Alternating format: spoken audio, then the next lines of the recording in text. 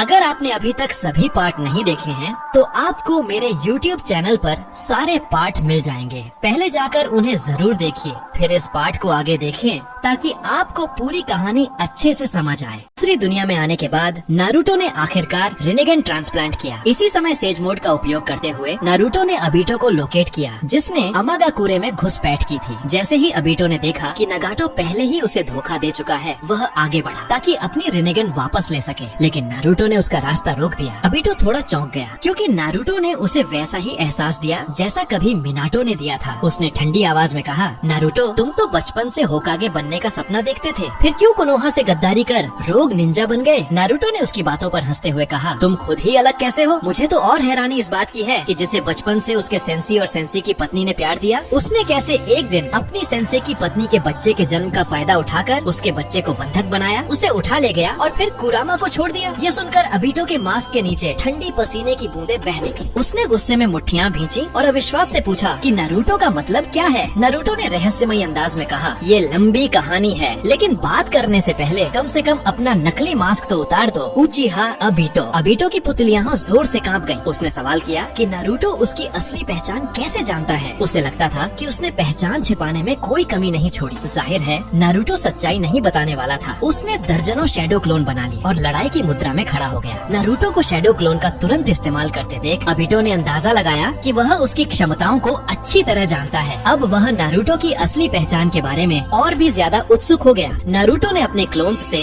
Rasengan हमला करवाया। यह रणनीति दोनों काम करती थी। हिट करने की संभावना बढ़ जाती थी और हमलों के अब्सॉर्ब होने की संभावना घट जाती थी। अबीटो क्लोन्स को बार बार नष्ट करता रहा, लेकिन नारुतो उन्हें तुरंत फिर बना देता। यह तरीका लंबे समय तक नहीं चल सकता था। तब अबीटो ने फैसला किया कि वह एक ही बार में सभी क्लोन्स को मिटा देगा। उसकी दाईं आंख से केनवी विकृति निकली और उसने fire style violent wind dance का प्रयोग किया। नारुतो ने कहा, कितनी पुरानी यादें ताज़ा कर दी तुमने, और fire style toad oil flame bullet का प्रयोग किया। दोनों की आग की लपटें भयंकर रूप से टकराईं। अंत में अपने विशाल चक्रा के कारण नारुतो ने बढ़त हासिल कर ली, लेकिन इसी के साथ उसने अपना असली शरीर भी उजागर कर दिया। अचानक नारुतो के पीछे एक स्पेशल वॉर्टेक्स खुला और अबीटो प्रकट हुआ ताकि उसे अब्सॉर्ब कर सके। लेकिन सेज मोड सेंसरी का उपयोग करते हुए नारुतो ने पीछे की ओर एक बड़ा रसेंगान बनाकर हमला किया। मजबूर होकर अबीटो को अब्सॉर्प्शन छोड़ना पड़ा। वह नारुतो के आर पार होकर निकल गया। इस छोटे से आदान प्रदान से उसे पक्का यकीन हो गया कि नारुतो उसकी क्षमताओं को पूरी तरह जानता है। यह रहस्य उसे और भी उलझा गया। हमेशा सतर्क रहने वाला अबीटो ने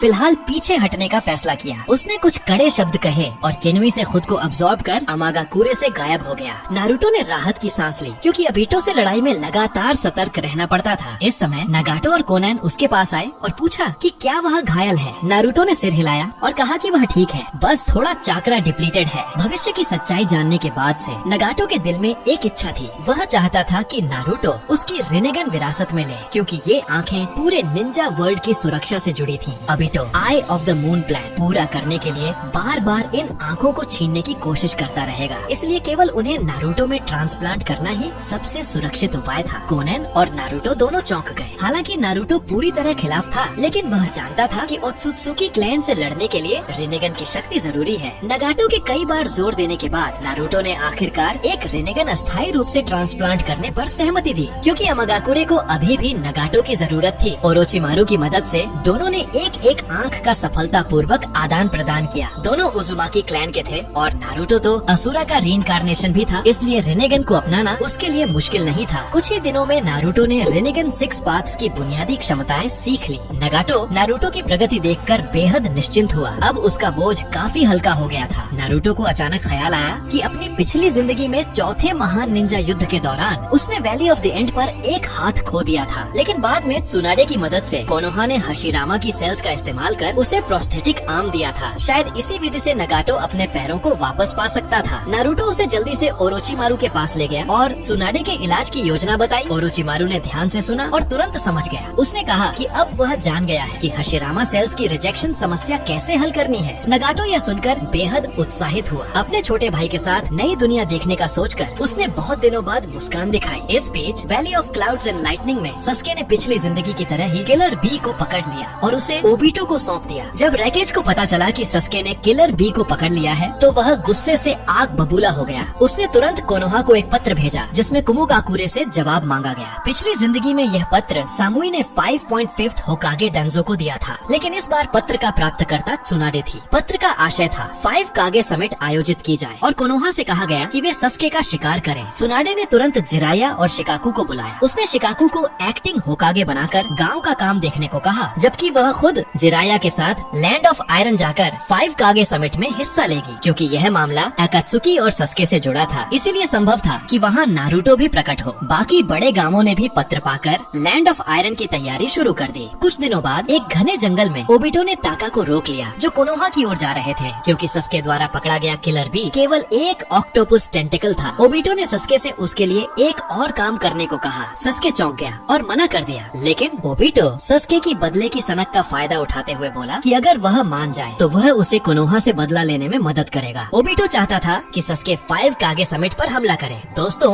अगर आपको ये वीडियो पसंद आया हो तो नीचे हाइप बटन दबाना मत भूलो। अगर वीडियो को लाइक और शेयर करना बिल्कुल मत भूलिएगा। और हाँ, पार्ट 10 मिस न हो इसके लिए चैनल को सब्सक्राइब जरूर कीजिए। आपका प्यार और सपोर्ट ही हमें और भी रोमांचक कहानियाँ लाने की ताकत देता है। यहीं पर इस वीडियो को खत्म करते हैं। मिलते हैं अगले पार्ट में।